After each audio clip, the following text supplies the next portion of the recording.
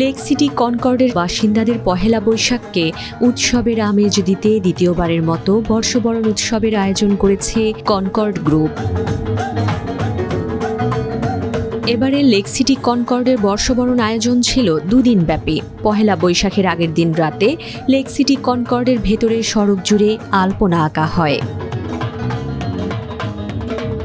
বর্ষবরণ আয়োজন শুরু হয় সকালে শোভাযাত্রার মধ্য দিয়ে। এই শোভাযাত্রাটি লেক সিটি কমপ্লেক্সটি প্রদক্ষিণ করে। এতে অংশ নেন লেক সিটি শিশু কিশোর সহ অধিকাংশ অধিবাসী। শোভাযাত্রা শেষে ঐতিহ্যবাহী খাবার আয়োজনে অংশ নেন লেক সিটির বাসিন্দারা। এবছরের বর্ষবরণের পুরো আয়োজন হয়েছে লেক সিটি কনকর্ডের প্লেগ্রাউন্ডে।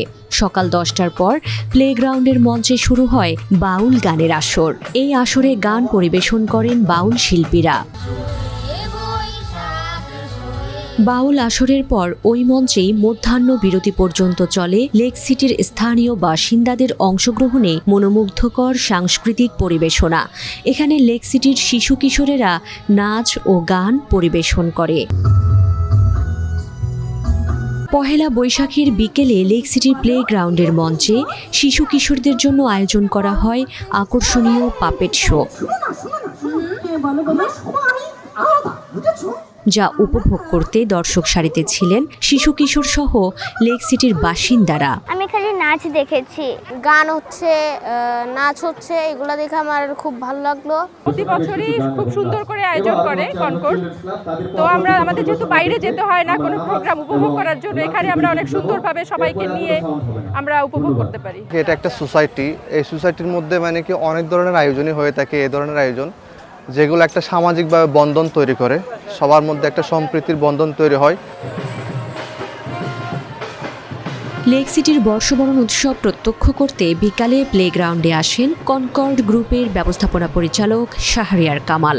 তিনি স্টল পরিদর্শনের পাশাপাশি লেক সিটিবাসীদের সাথে মতবিনিময় করেন।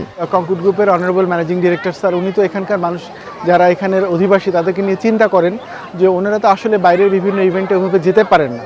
তো এখানে থেকে 15 থেকে 16,000 লোক বসবাস করে, তাদেরও তো আসলে বৈশাখ উদযাপনের একটা আকাঙ্ক্ষা থাকে। সেই কথা চিন্তা করে সেটা মাথায় রেখেই মূলত এই আমাদের আয়োজন। এমডি মহোদয় প্যান্ডেল পরিদর্শন করতে এসেছিলেন, তিনি তার উচ্ছ্বাস ব্যক্ত করছেন। তিনি এই আয়োজনে অত্যন্ত সন্তুষ্ট এবং তিনি এও পর্যন্ত বলেছেন যে আগামীতে এই ধরনের আরও উদ্যোগ কনকর্ডের পক্ষ থেকে গ্রহণ করা হবে। বর্ষবরণের দ্বিতীয় দিনের আয়োজন শেষ হয় আমন্ত্রিত শিল্পীদের সঙ্গীত পরিবেশনার মধ্য দিয়ে।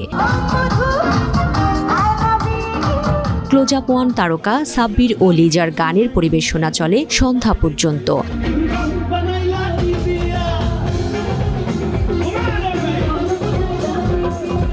সে সময় পুরো প্লেগ্রাউন্ডে ছিল দর্শক শ্রোতায় পরিপূর্ণ। পহেলা বৈশাখের পরদিন সকালে স্থানীয় শিল্পীদের সঙ্গীত পরিবেশনার মধ্য দিয়ে শুরু হয় লেক সিটি কনকর্ডের বর্ষবরণ উৎসবের শেষ দিনের আয়োজন।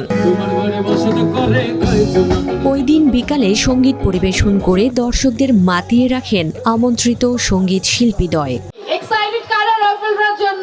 লেক সিটি কনকর্ডের 2 দিনব্যাপী বর্ষবরণ আয়োজন শেষ হয় র্যাফেল ড্রয়ের মাধ্যমে। র্যাফেল ড্র বিজয়ীদের হাতে পুরস্কার তুলে দেন কনকর্ড গ্রুপ ও লেক সিটি কনকর্ডের কর্তা ব্যক্তিরা।